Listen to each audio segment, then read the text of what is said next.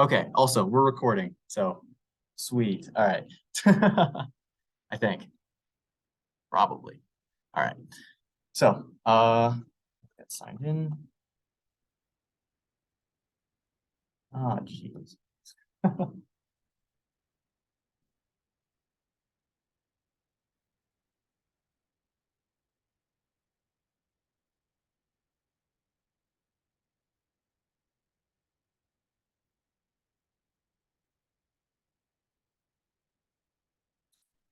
Wi-Fi is being tough. That's okay. I'm sure it'll pop up eventually. Can it just like text me? There we go. Can't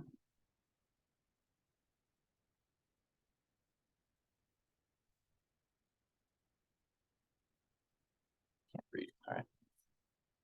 Sweet. Okay. And so now that we're logged in, hopefully that was enough time to give you guys some time to get that set up. Are you guys all able to access Replit? You guys all have your accounts made and logged in. Should have been fairly quick, but please let me know. I mean, really, if at any point you guys end up falling behind, because this is collaborative. Okay, so from here we can click create, and in here we can just type in Python, and that's going to allow us to just make a new Python script. And so we can go ahead and call this workshop Python, I guess. Yeah, I mean, you can call it whatever you want. And then we'll go ahead and click create. Okay, so before we do anything, we're first going to go ahead and get started with just some basics in Python. Because I'm not expecting anyone to know anything, we're going to run through some of the boring stuff, and then we'll go ahead and do some of the fun stuff. So first thing that we'll talk about first are just variables. I'm sure most of you have at least heard of those, and how they work in Python as opposed to some other languages is really nice.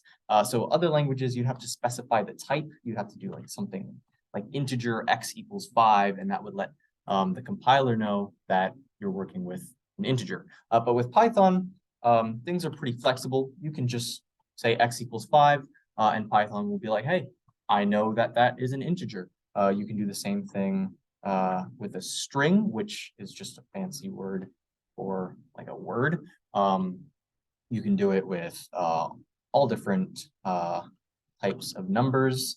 So, we can do decimal points. And so, yeah, I'm not going to spend too much time on variables. But yeah, that's pretty much how those work. Okay, next. Kind of boring thing we'll go over are just if statements. These are pretty much just statements to like incorporate logic into your script. So let's say you wanted to do, let's say if, I don't know, we'll do this in comments first so we can translate it. So let's say if x minus 2 equals 8, we'll say, I don't know. Oh my gosh, I can't type on this computer. We'll print something, and if x minus 2 does not equal 8, we'll print something else, right? And so this is just, quick and dirty example where we can just put in some Python syntax and just say if, and then x minus 2, because that's the operation that we want to do. And then it's a little odd, but you're going to say equals equals to actually do a comparison, and that's going to create a true or false value from that. So we can say if x minus 2 equals 8, then we can print yay, or and then if it's not, so in this case, that would be anytime that x minus 2 is not equal to 8, we can denote that by saying else, and in that case, we'd be able to print nay, right? And so if we go ahead and run this, by just clicking run at the top here, we say nay, of course, because 5 minus 2 is not 8. So yeah. Okay, few more quick things, and then we'll get into the fun interactive part. let's see. Maybe I should just leave these, at least for now. Okay, we can go over try and accepts, actually. That's one thing that I want um, to show you guys. So actually, let's go ahead and keep this and we'll just modify it. So um, let's say, let's change this to y. So let's try to do if y minus 2 equals 8, we'll print yay. And if it doesn't, we'll print nay. But right here, we know we have y initialized as a string. And so how do you do a string minus a number? So as we can expect, if we try to do this, we're going to get an error saying, hey, you're trying to subtract a number from a word. You can't do that, right? So what we can do, maybe this isn't the best example because in this case, you would really just want this to error out. But let's say you hate the red text and you just want to say, hey, if this is possible, if it is possible to do y minus 2 and it happens to equal 8, we want to print yay. And if it doesn't, we want to print nay. And then we can add this except condition, which basically what's going to happen is it's going to enter this try. It's going to try to do this here. It's going to try to do everything indented in here. And if it's not possible, if it's like, hey, like something's going wrong, we're gonna error out. We can't do this. It'll go to this except, and it'll run whatever you put in here. And so because the word string minus 2 does not equal 8, because that's not possible, we can also just print nay out here. And now when we go to run it, we will get nay instead of an error. So let's see. Let's do we'll do one more kind of what's it called? Kind of, I guess, not one more. We'll do a few more kind of just examples of things that we'll learn beforehand. So first one we'll continue with is imports. So vanilla Python is great. There's a lot of things that you can do with vanilla Python, and there's also a lot of things that you can't do. So there are some libraries or packages that other people will make, and it allows you to incorporate functionality that Python would not normally have. And so one example of that would be time. Time and math are both pretty good examples of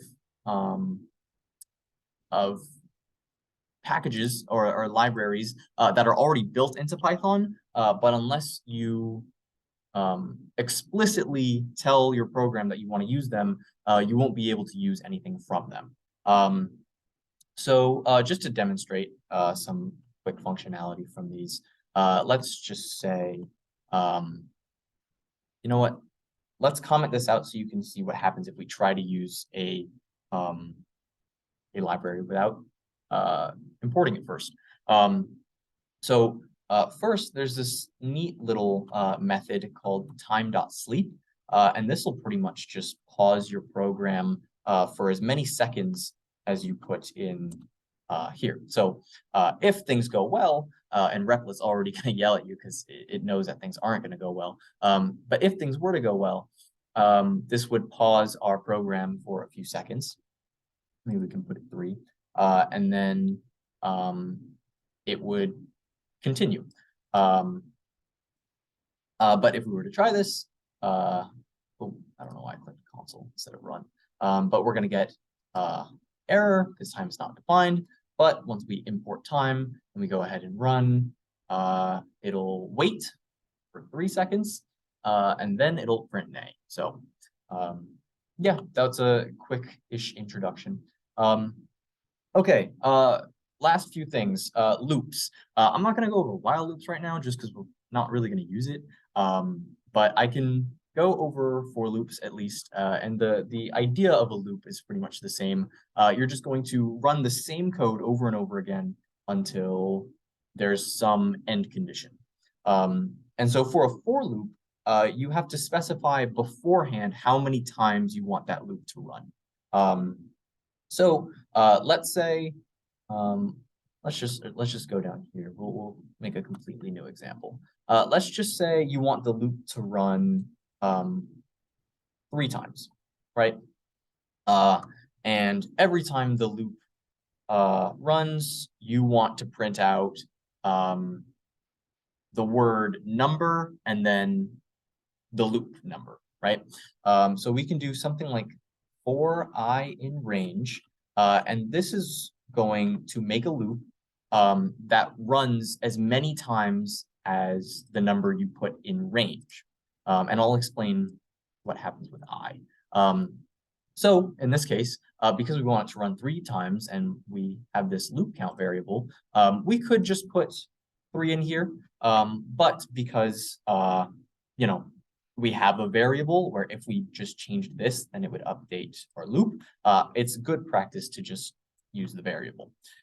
And don't forget colon.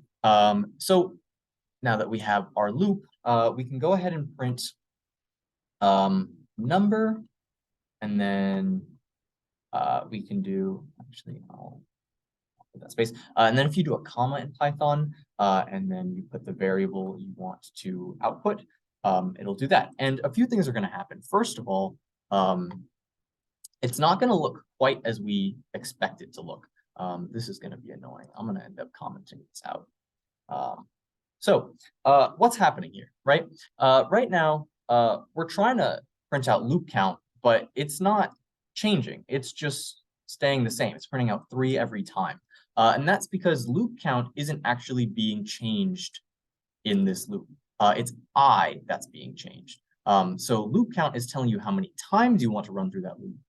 But I is actually the variable that is changing. And even if we run this, it's still not quite going to look how we expect. We're starting at 0, and we're probably going to say, hey, I mean, like, sure, I guess that's fine, maybe, but really, who starts counting at 0?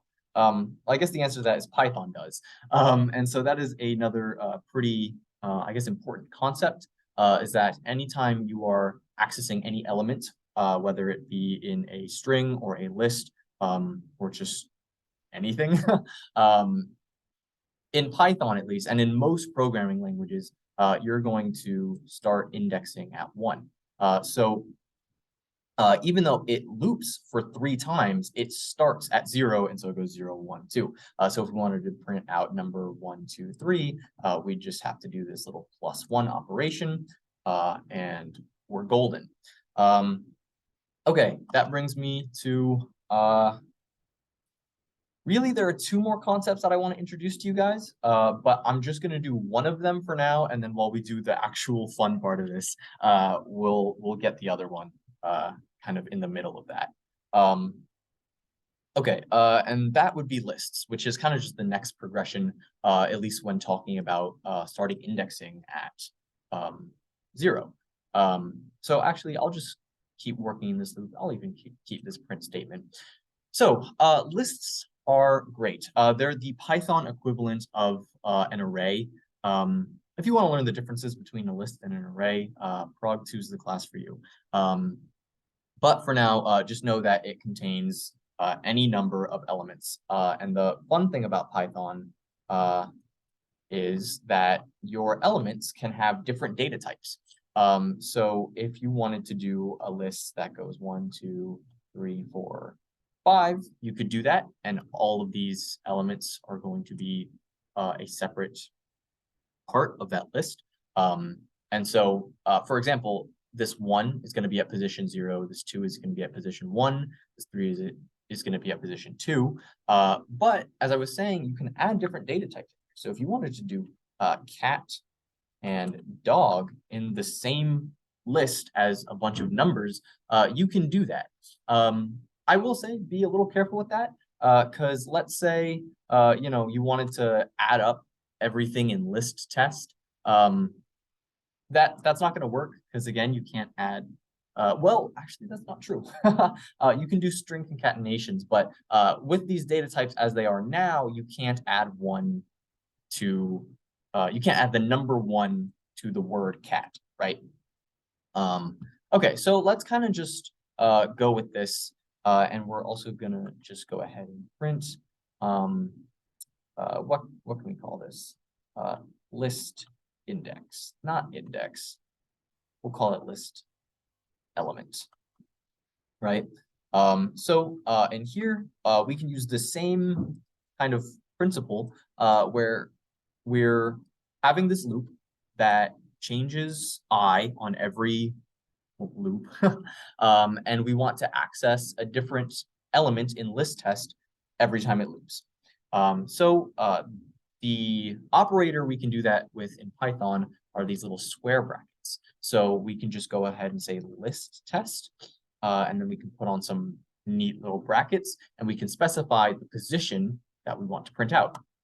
And because we have this I that's looping through, we can just pass in I, and things are going to be looking pretty neat. So here we see, oh, and actually that's a great thing to show next. So it has number 1, and we have list element 1, we have number 2, list element 2, number 3, list element 3, and then it stops there. And that makes sense, right? Because we're only looping 3 times. So even though we have more elements in list test, we can't access those from this loop because it's just I doesn't get there. So how about instead of loop count, let's say we want to loop this for the number of elements that we have in list test. We can use this len function, and that will return just the size of any given list, or string actually, because strings are actually just lists of characters, and that gets a little weird, but I guess that's all you really need to know for now. So if we do for I in range and then the length of this list, and now we go ahead and run it, now we see we have number 1, 1, 2, 2, 3, 3, 4, 4, 5, 5, 6 cat, 7 dog, and we're looking good, right? Okay, so I think here is a good time to kind of just pause and ask if there are any questions. I know I kind of ran through some of the basics pretty quickly, but we're going to be practicing with some more, I guess, interactive and fun stuff in just a second. So I wanted to leave enough time for that. But did anyone have any questions on what was just going on right here? All good? Sweet. Okay, so I'm going to go ahead and send a few files in the social channel, and we're going to be using those for the rest of this workshop. So give me just a second to get those to you all. I'm gonna put it in the thread of the Zoom. It's called the Zoom link. Let me just get those.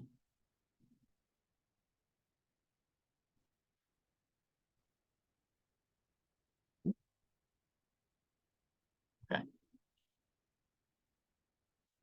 I almost uploaded one of my OS lectures. Okay, so you should have those files sent in. So go ahead and download those. It'll be just totally normal picture.png and decodekey.txt. And we're just going to be doing some fun stuff with that. It would be nice. Not it would be nice. It would be necessary. I kind of need these on here. Let me think of how to do this as quick as possible. I think I'm going to just put them in my drive because I'm already signed in. Okay, let me get them onto this computer first, and then we'll continue. Okay. Yeah, I don't know my Slack login. Yeah, I mean, I'm sure I could figure it out, but at least, yeah. Oh wait, what was that?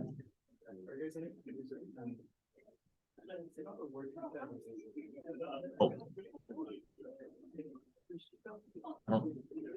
Wait, Megan, did you have a question?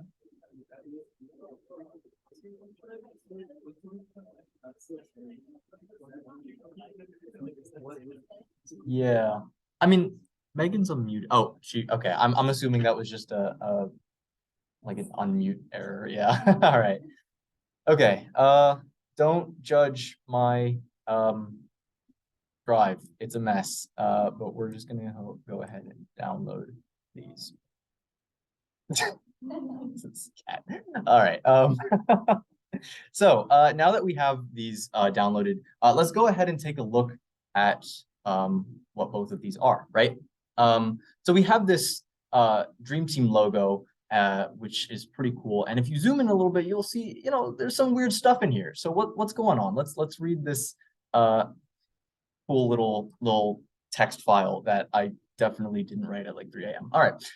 So what we're going to be doing for the rest of this is doing a neat little decoding script.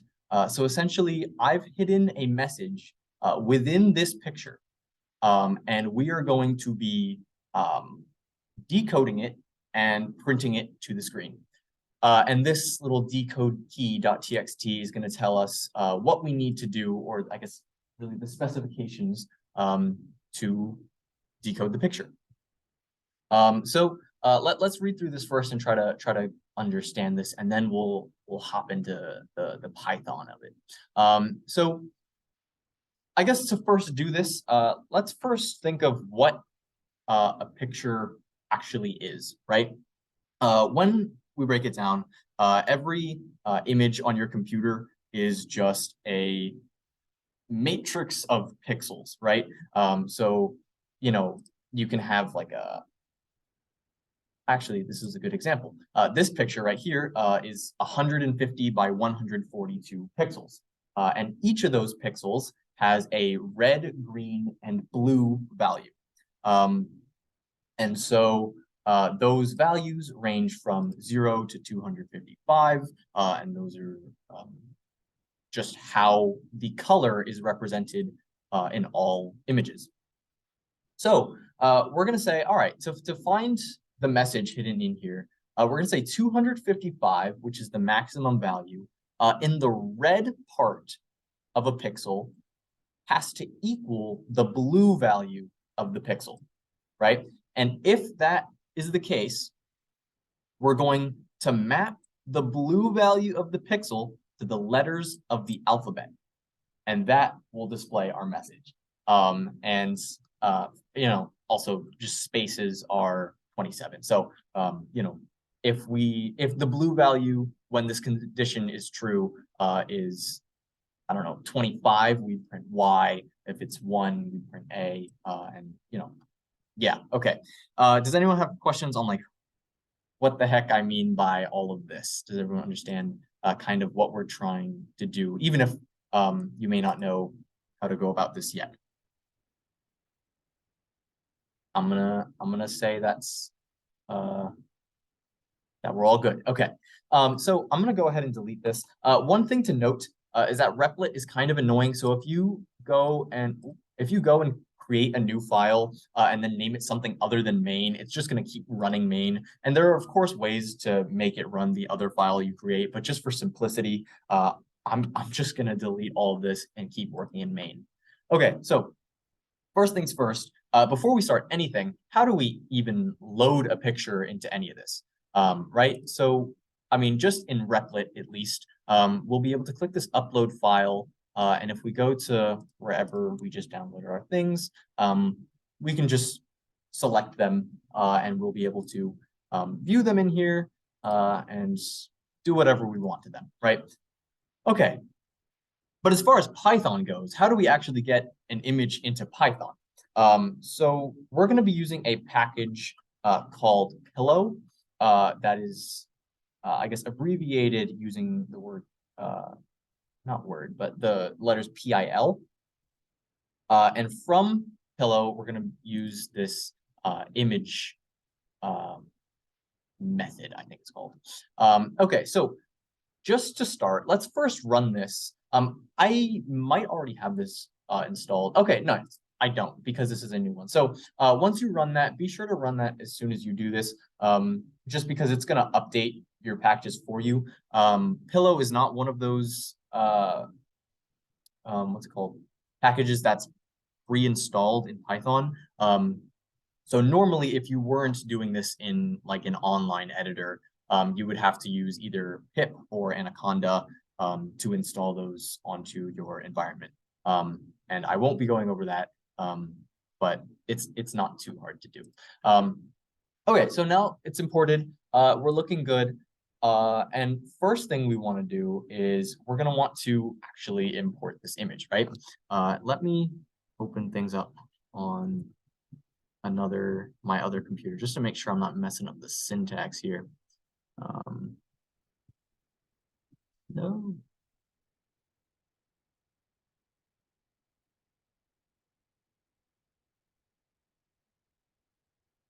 Oh, you want to load?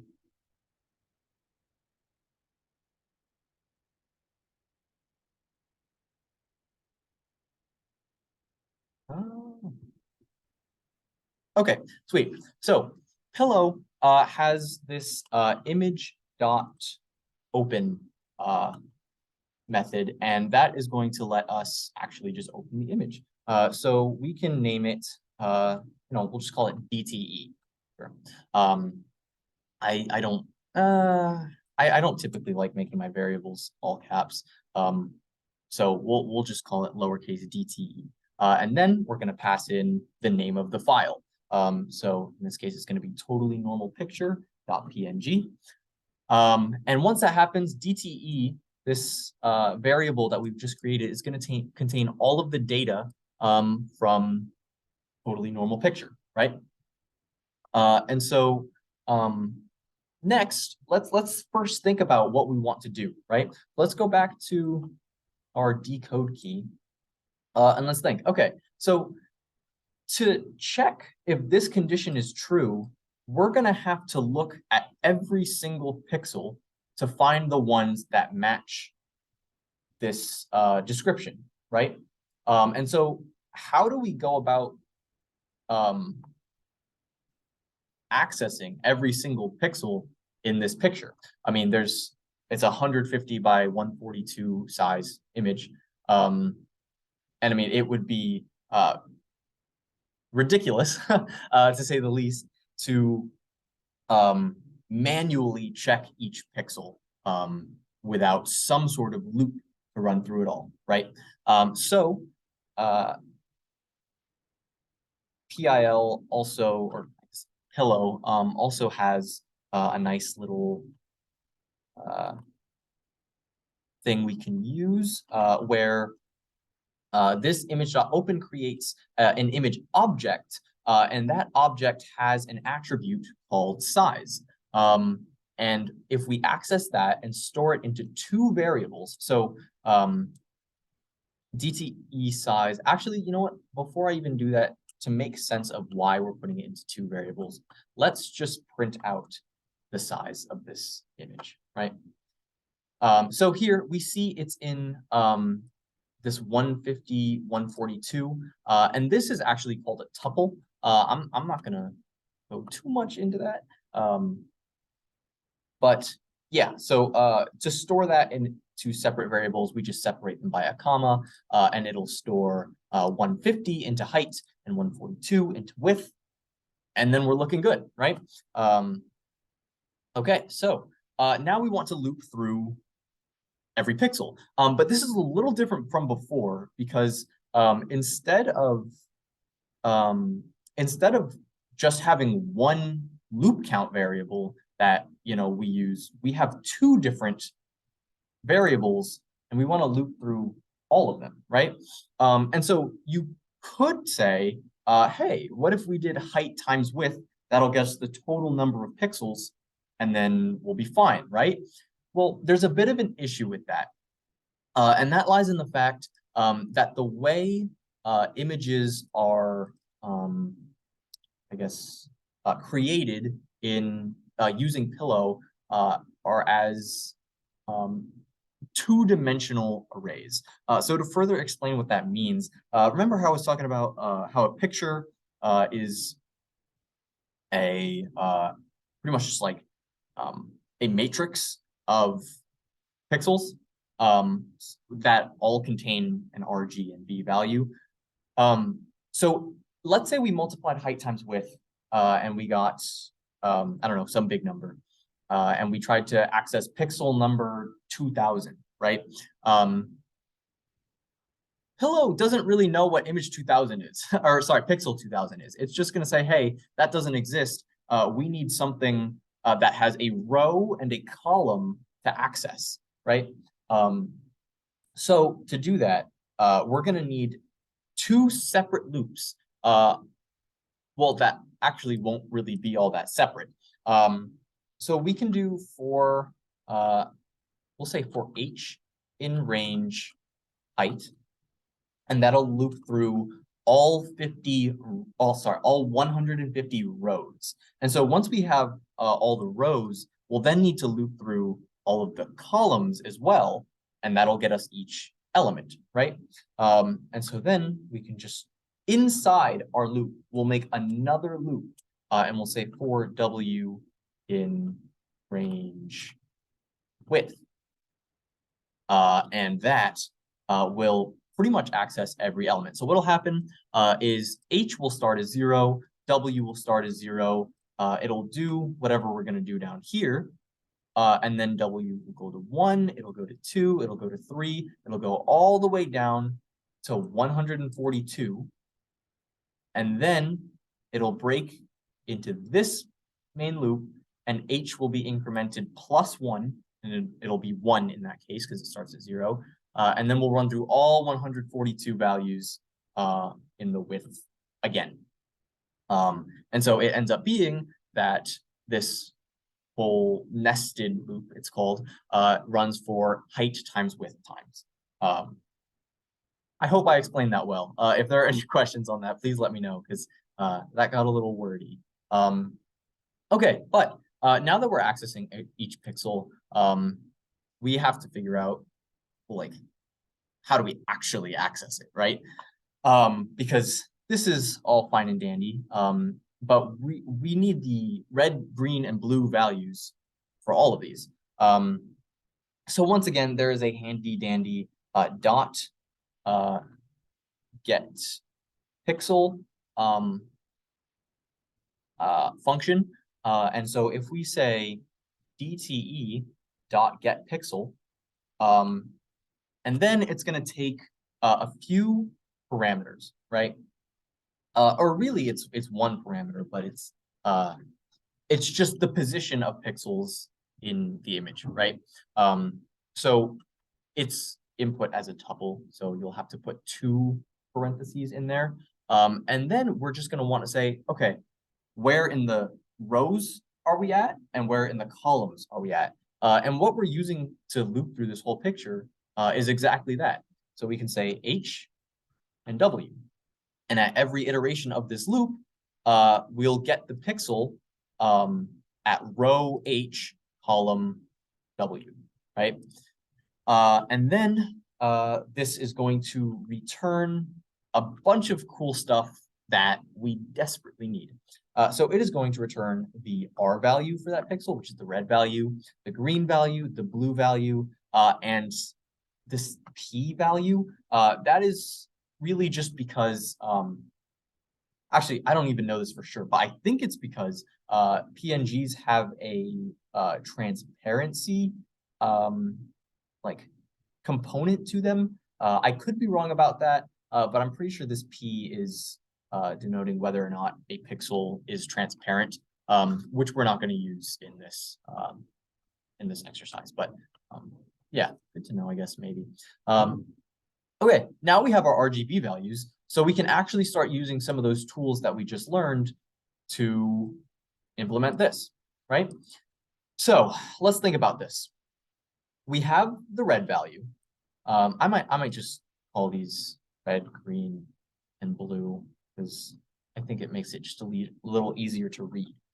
Okay, so we have our red value. And so we want to check if 255 minus the red value equals the blue value. And so kind of like we just learned, we can do that with a simple if statement. So we can say if 255 minus the red value for this pixel, and then we'll have to do our double equals. And we want to say if that's equal to the blue value, we'll do something, right? And if it's not equal to the blue value, we don't really want to do anything, right? We really just want to only output characters that match this condition, right? So let's go ahead and try that. Now let's say we're going to print the letter that corresponds with blue. So I'm not going to run this yet because there's a bunch of things that are not going to work if I run this. First of all, blue is just printing out a number, right? This is not a message that is numbers. We have a message that is strictly letters here and a space. So we're going to need to find a way to map the numbers that we get in the blue value to letters. And this part is a little tedious to type out, but we're going to use a map for this. You can use a list for this implementation, but I kind of wanted to throw maps in there somewhere. So this might not be the most efficient use of a map, but it'll work. We'll at least get the idea in there. So what a map can do is it can map one value to just something else, some other variable or element. And so we can call this num to, I'll do underscores, to letter. And we can, and actually technically in Python, these are not called maps, they're called dictionaries. So I guess I should be referring to it as a dictionary. And in this dictionary, we just want to say, hey, if blue equals 1, we want to return A. If blue equals 26, we want to return Z, right? And for all the letters in between. And so again, this process is a little annoying to type out, but we're pretty much just going to say the syntax goes, the input, or what's called the key, is going to be input into the map. And what gets returned when it gets that key is called the value that gets returned. So if 1 gets input, we want to return A. And we're going to do this, as brutally painful as it is, we're going to do this for every single letter of the alphabet. I'm sure that that's not right. Hold on. Yeah, it was right. I'm sure that there are a bunch of other better and more simpler ways to do this particular operation. But for now, let's just go ahead and what comes after E? There we go. And continue with this, right? So I'm just gonna do it like this. Hello. Okay. And also, if anyone sees an issue with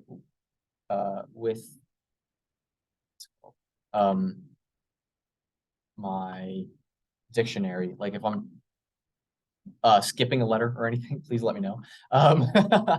Okay, so let's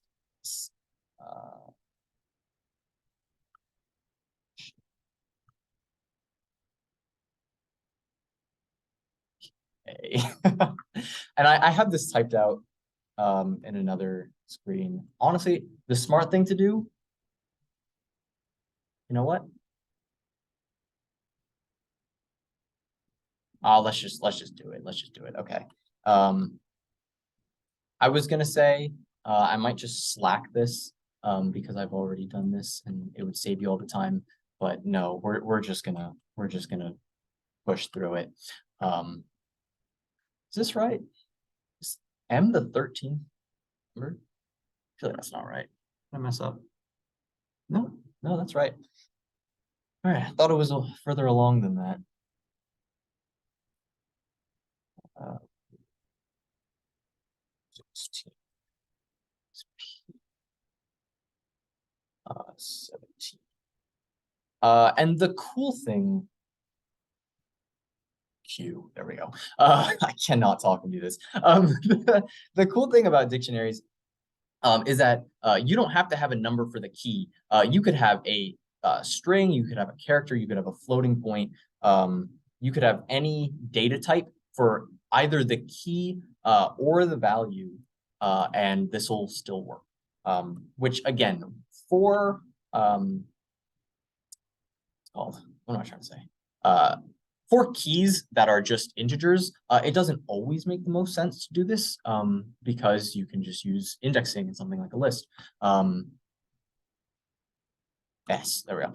But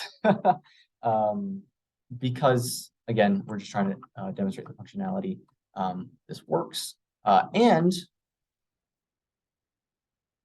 what was I trying to say? Oh, nice. I'm making a ridiculously long map. Or dictionary, I guess. Yeah. Yeah. Okay. Oh, sorry. Emily just walked in, by the way, for everyone on Zoom. Okay, we're almost through. Okay, we just need 2 more letters. We'll do 25 goes to Y. That's not supposed to be capital. There we go. And 26 goes to Z. And then as per the specifications, we also need to include a space, otherwise it won't know how to handle that.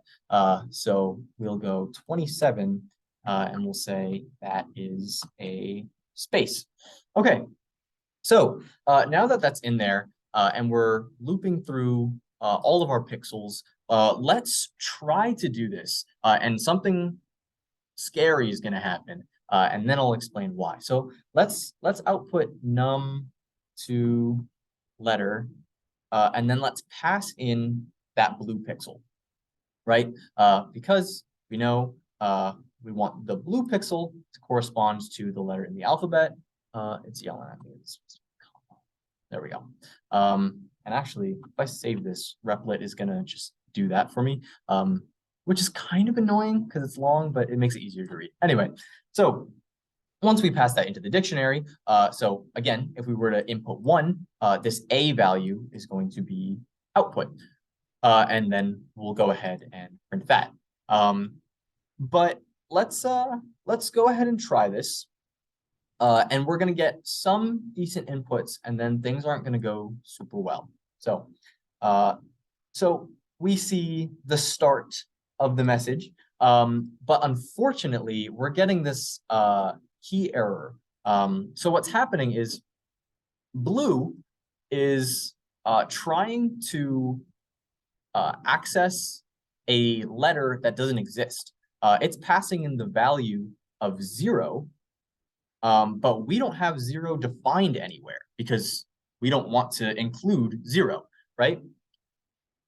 So how do we actually, I'm gonna ask this for you guys. You guys might be able to answer this. So from those tools that we kind of used in the start of this, how can we bypass the errors that we get when we execute this so that they only continue printing the ones that work?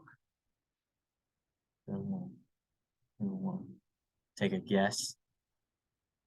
I mean, like, I'll tell y'all if I have to, but like that's kind of lame. Okay. Thank you.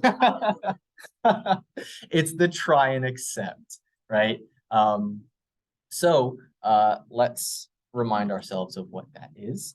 So we have these try and accepts, and so it's going to try whatever comes into this block right here. And then if that error is out, it's going to move on to this accept block and we can do something else, right? So that's perfect. We have this block of code. Don't forget your indents, y'all. Python is indent sensitive.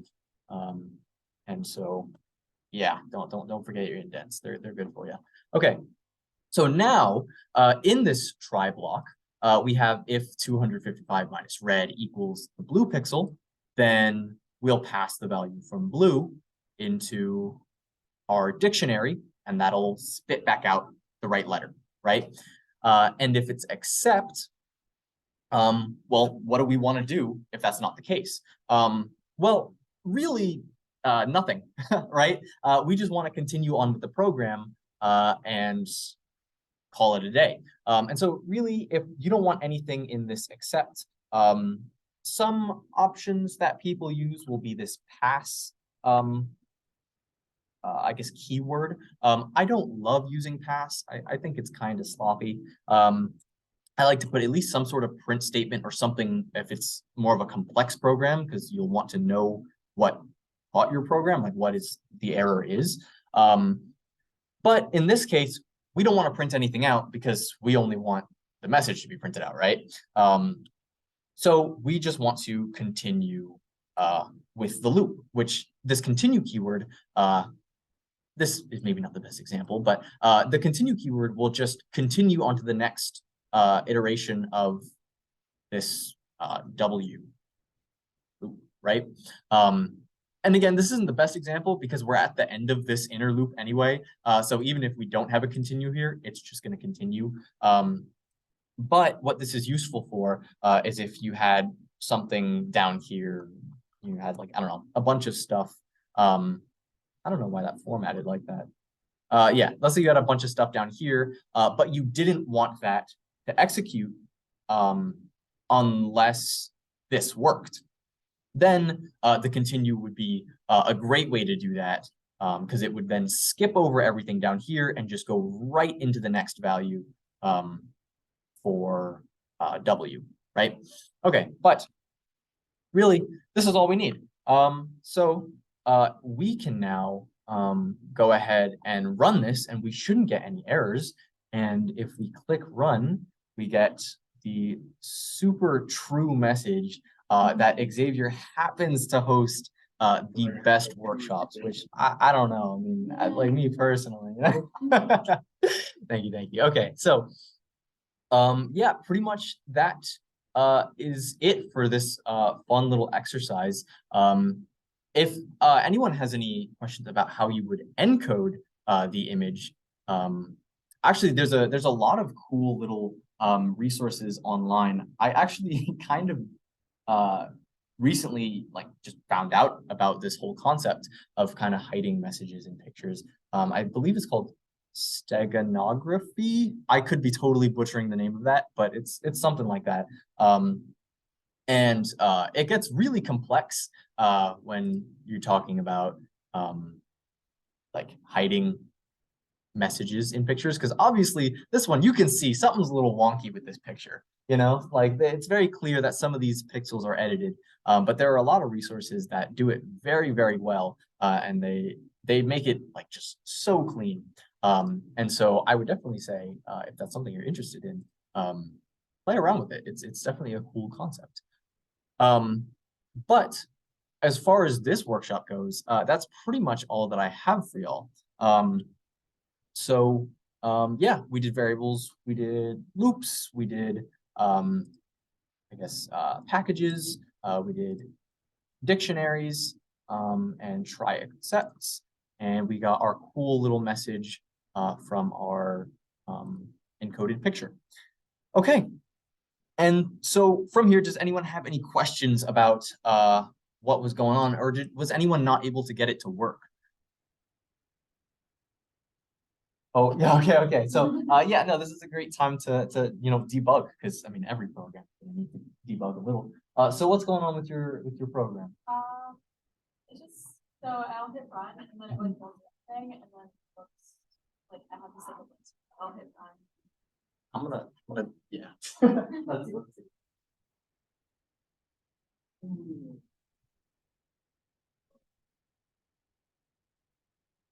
So when you hit run, then nothing happens. Well, like basically.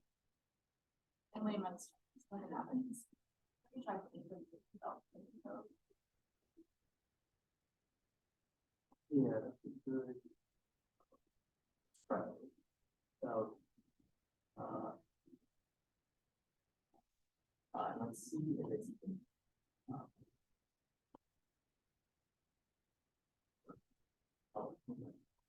Like, equally, I don't know why. Okay, so it is. It's not. I imagine.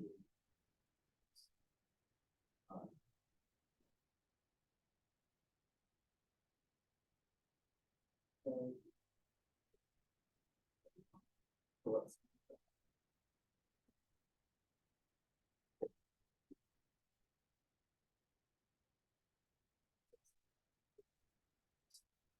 No, it's not.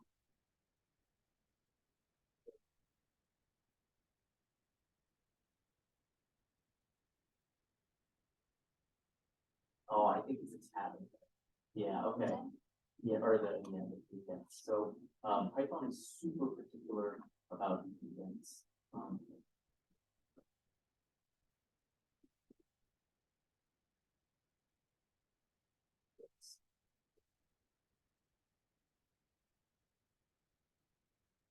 Let's try this now. Nice. Okay. All right.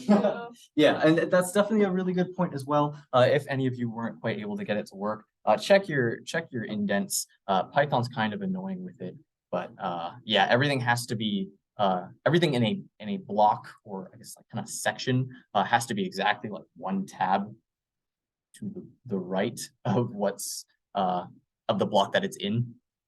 I don't know if that made sense, but yeah. Okay, it's just about 7:30. Thank you guys for attending. Again, I'll stay on for like a few minutes if anyone has any questions that they wanted to ask. But if not, you guys are all free to go. Don't forget to submit your point. So, take a picture of what you got, or just the Zoom or something, just as proof. And then, yeah, you guys are more than welcome to be on your way. All right, peace, y'all. Okay, sweet. Uh, Not too long, actually. The encoding was probably about as long as the decoding. Because I mean, just the map was just reversed. So for the letters, it was numbers, which is, I mean, yeah, it wasn't that bad. And then really, it was kind of just the same. Just like I took a step value. So like for um the height, I went from 0 to height, and then stepped through 50. And then for the width, I stepped through 10. And so like that's why the pixels that are edited are all like evenly spaced out. But yeah. Okay. Yay. I'm glad. I'm glad. Okay, I'm gonna go ahead. So many Zoom things open. All right. Stop sharing. I'm gonna